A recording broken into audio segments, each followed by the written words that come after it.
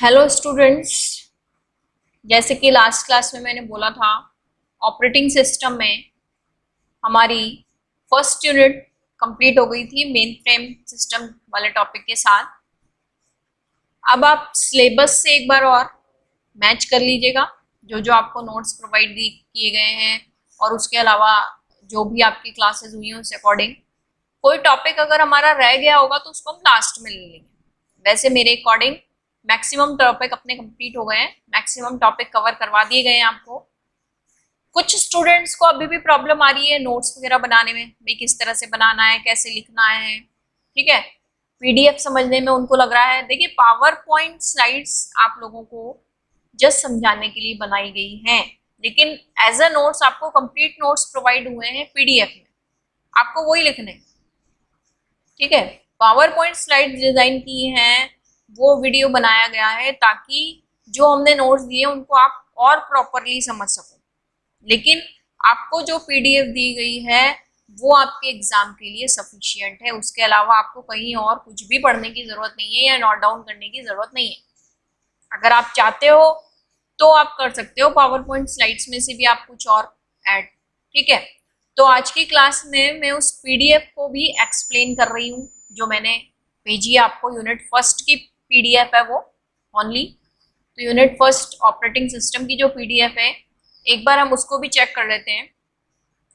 Unit first में देखिए सबसे पहले इंट्रोडक्शन पार्ट है जिसमें हमने सॉफ्टवेयर को क्लासिफाई किया है। Software can be classified into two parts, system software and application software. System software क्या होता है? These are design to provide as an environment to facilitate the writing application program. These software are designed to provide, software design किए जाते हैं provide करने के लिए an environment to facilitate the writing application program, ताकि हम application programs को लिख सकें, बना सकें। It provides a platform for running application software. Application software हमारे क्या होते हैं?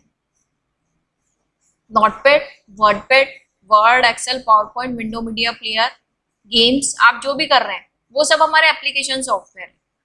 इन सब एप्लीकेशन सॉफ्टवेयर को चलाने के लिए प्लेटफॉर्म प्रोवाइड करते हैं सिस्टम सॉफ्टवेयर, ठीक है। सिस्टम सॉफ्टवेयर का काम क्या है? इनके लिए प्लेटफॉर्म प्रोवाइड करना, जैसे असेंबलर, कंपाइलर, लोडर, इंटरप्रेटर, जितनी भी मेन एप्लीकेशंस हमारी हैं, जितनी भी कंप्यूटर में आपकी एप्लीकेशंस है, जितने भी आपके सॉफ्टवेयर है, सी लैंग्वेज का सॉफ्टवेयर, ये सब क्या है? सी लैंग्वेज का सॉफ्टवेयर क्या है? आप सी लैंग्वेज पढ़ चुके हो, सी लैंग्वेज का सॉफ्टवेयर क्या है? एप्लीकेशन सॉफ्टवेयर है, ठीक है।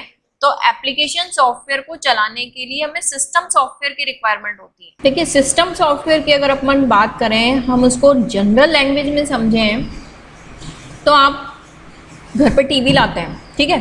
टीवी तो सभी के घर में है।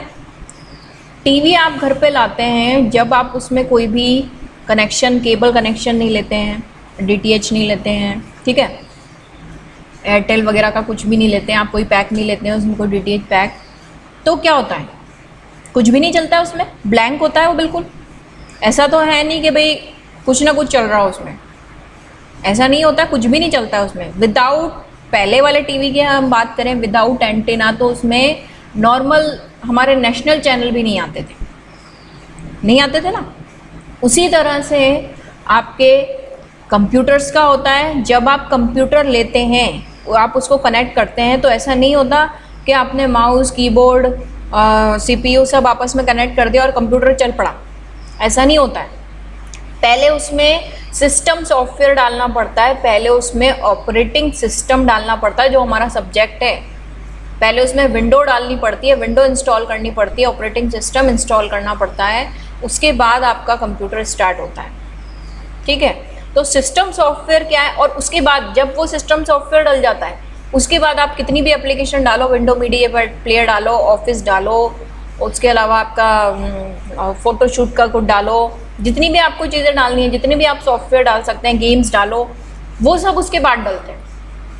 पर बिना सिस्टम सॉफ्टवेयर के, तो सिस्टम सॉफ्टवेयर क्या कर रहा है? इन सब एप्लीकेशन सॉफ्टवेयर को एक प्लेटफॉर्म प्रोवाइड कर रहा है चलने के लिए। ठीक है, एप्लीकेशन सॉफ्टवेयर की बात करें अब हम, सेकंड जो आपको लिखना है application software, it consist of collection of programs written by programmer. Application software क्या होते हैं, इसमें प्रोग्राम्स का ही कलेक्शन होता है जो प्रोग्रामर लिखते हैं, हम लिखते हैं, in order to perform some specific task for user, कोई भी स्पेसिफिक टास्क परफॉर्म करवाने के लिए। जैसे MS वर्ड की बात करें हम, तो आपको आपका बायोडाटा टाइप करना है तो आप क्या करते हो, MS वर्ड खोलते हो। अगर आपको कोई रिकॉर्ड शीट बनानी है, किसी का कुछ टाइम टेबल बनाना है तो आप क्या खोलते हो, एक्सेल खोलते हो। आपको स्लाइड्स बनानी है, प्रेजेंटेशन रेडी करना है तो आप पावर पॉइंट खोलते हो। आपको सॉन्ग प्ले करना है तो आप विंडो मीडिया प्लेयर खोलते हो। तो हर एक स्पेसिफिक टास्क के लिए एक अलग सॉफ्टवेयर बना हुआ है, वो एप्लीकेशन सॉफ्टवेयर कहलाते हैं। मतलब हर एक एप्लीकेशन के लिए अलग सॉफ्टवेयर बना रखा है। प्रोग्राम सॉफ्टवेयर क्या है, एक प्रोग्राम ही है। सी में आपने प्रोग्राम बनाया है ना, वही वैसे ही प्रोग्राम्स हैं एप्लीकेशन सॉफ्टवेयर। फाइनल ईयर में आकर नेक्स्ट ईयर आप खुद अपना सॉफ्टवेयर बनाओगे, खुद उसकी कोडिंग करोगे। तो सॉफ्टवेयर भी क्या है, एक प्रोग्राम ही है, बस एक लार्ज प्रोग्राम है, या हम इसको कलेक्शन ऑफ प्रोग्राम्स कह सकते हैं। नॉर्मल आपके प्रोग्राम में कितने इंस्ट्रक्शंस होते हैं, आपने सी का प्रोग्राम बनाया है, 10 इंस्ट्रक्शंस का होगा, 20 इंस्ट्रक्शंस का होगा। और किसी एप्लीकेशन सॉफ्टवेयर में कितने इंस्ट्रक्शन होंगे, वही थाउजेंड्स हो जाते हैं, 500 हो जाते हैं, या बहुत सारे प्रोग्राम्स आपस में कनेक्ट हो जाते हैं। उसको हमने एप्लीकेशन सॉफ्टवेयर कर दिया जो किसी स्पेसिफिक टास्क को परफॉर्म करवा रहे हैं। ठीक है, जैसे आपका कैलकुलेटर है तो कैलकुलेटर सिर्फ कैलकुलेशन ही करेगा, क्योंकि वो किस तरह की एप्लीकेशन उसमें है, एप्लीकेशन सॉफ्टवेयर उसमें है, जो चिप लगी रहती है उसमें किस तरह का सॉफ्टवेयर है, कैलकुलेटेड से रिलेटेड हमने कोडिंग कर रखी है। एडिशन, सब्ट्रैक्शन, मल्टीप्लिकेशन जो आपने प्रोग्राम बनाया होगा ना सी में, उस तरह की उसमें कोडिंग हो रही है, तो वो सिर्फ कैलकुलेशन का वर्क करता है। ठीक है, तो एप्लीकेशन सॉफ्टवेयर के एग्जाम्पल आपके क्या हो गए, notepad, word processor, text editor, web browser. Web browser क्या करेगा आपका, आपको इंटरनेट चलाना है, गूगल, ये वेब ब्राउज़र क्या होते हैं, जिस पे आप नेट कनेक्शन चला सकते हो, इंटरनेट एक्सप्लोरर, गूगल, मोजिला। ठीक है, तो operating system is an example of system software, it is the collection of programs. Operating system क्या है, एक सिस्टम सॉफ्टवेयर का एग्जाम्पल है जो है collection of programs, work between the user and the hardware, जो यूज़र और हार्डवेयर के बीच काम करता है। जैसे मैंने आपको अभी बताया कि जब आप कंप्यूटर ख़रीद के ला रहे हैं तो वो सिर्फ आपके लिए हार्डवेयर है और आप यूज़र हो, आप उसको पूरा कनेक्ट भी कर दोगे तो आप उसको नहीं चला सकते। पहले आपको उसमें क्या डालना पड़ेगा, बीच में आपके एज ए मीडिएटर कौन वर्क करेगा, सिस्टम सॉफ्टवेयर वर्क करेगा। तो आप ऑपरेटिंग सिस्टम इंस्टॉल करोगे तब आप उसको यूज़ कर पाओगे। ठीक है, तो वो जो होता है ऑपरेटिंग सिस्टम, वो क्या करता है, work between the user and the hardware, user और हार्डवेयर के बीच में काम करता है, so that the application programs can run in efficient manner, ताकि हम एप्लीकेशन प्रोग्राम्स को एफिशिएंट मैनर में चला सकें। कंप्यूटर सिस्टम जो कंप्लीट हमारा सिस्टम है वो खुद 4 पार्ट्स में डिवाइड है। हार्डवेयर आप जानते हो, आपका CPU है, मॉनिटर है, कीबोर्ड है, माउस है, ये सब क्या है, हार्डवेयर पार्ट है।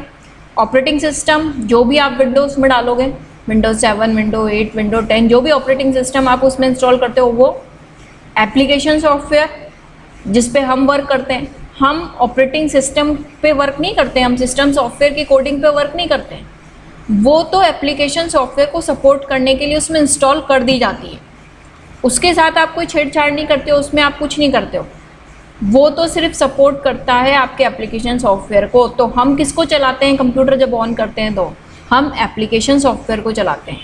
ठीक है, और नेक्स्ट पार्ट क्या है, यूज़र मीन्स हम। तो operating system is an important part of every computer system which manages the resources of computer system such as microprocessor, primary memory, secondary storage, input output devices.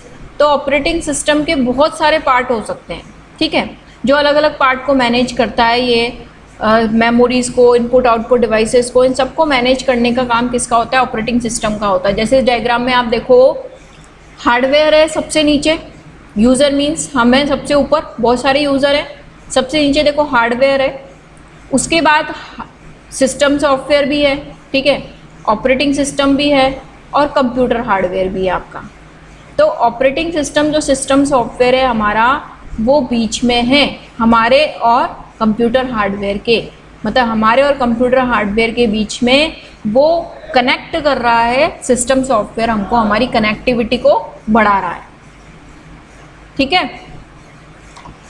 देखिए line by line में आपको जितने भी notes दिए उन सबकी हिंदी बता रही हूँ, लेकिन अब आप सेकेंड ईयर में आ गए हैं तो अब आप कोशिश कीजिए कि आप इंग्लिश में नोट्स लिखें आप इंग्लिश में एग्ज़ाम में भी, लेकिन वो हम समझते हैं कि आपको उनकी हिंदी पता होगी तभी तो आप उनको इंग्लिश में लिख पाएंगे, इसलिए मैं आपको बता रही हूँ। तो कोई लाइन कोई वर्ड आपको ऐसा लगता है कि इसकी हिंदी मुझे नहीं आती थी, तो आप सेम टाइम पे उसको रजिस्टर में नोट कर लें, ये आपको हेल्प करेगा। आगे जब आप इसको लर्न करने लगेंगे तब आपको इजीली ये चीज़ें लर्न हो जाएंगी। और अगर आपको समझ में सब कुछ आ रहा है तो आपको मेरे अकॉर्डिंग लर्न करने की कोई रिक्वायरमेंट नहीं होती है।